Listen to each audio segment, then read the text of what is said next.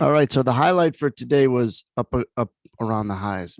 Right after this dynamic happened, some negative news came down the wire about Pfizer and the first shot not having an effect on, people are still at risk if you only had one shot of the Pfizer on the certain variants. And it was a UK study. That's not that bearish, but the market went right where it wanted to go, and that was lower. So before this news came out, take a look at this flow of orders in our puke tool showing where people get stuck. We don't want to be short, nor should you, if too many other people are short. That's who you're competing against. Too many people are short, too many people are buyers. If too many people are buyers, it's hard to go down, and that's what you want price to do if you're short. So when you see a red bar in here and you see this red in here, that's showing you where people are short. A sample size of real time, real shorts. These are longs. What do you want if you're short looking for downside?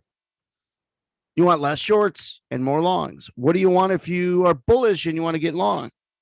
You don't want longs. You just want shorts. So it's red in here and in here. And I talked about careful being short because there's too much competition. Now let me fast forward this.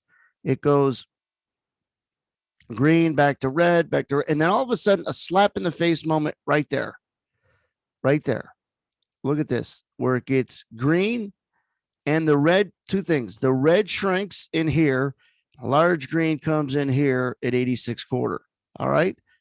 Let me fast forward again. There comes the long green 86 quarter. Let me fast forward a little bit more. You see the shorts decreasing, the longs increasing, and then bam, it's able to go. As soon as it gets below where this price of a lot of longs are, it gets weak. Why? Because the chase is on. Think about when you're long at a price, you're like, you know what? I'm going to get out for a stretch, and you miss it. Let me take a -1 and you miss it. Now you're feeling the heat.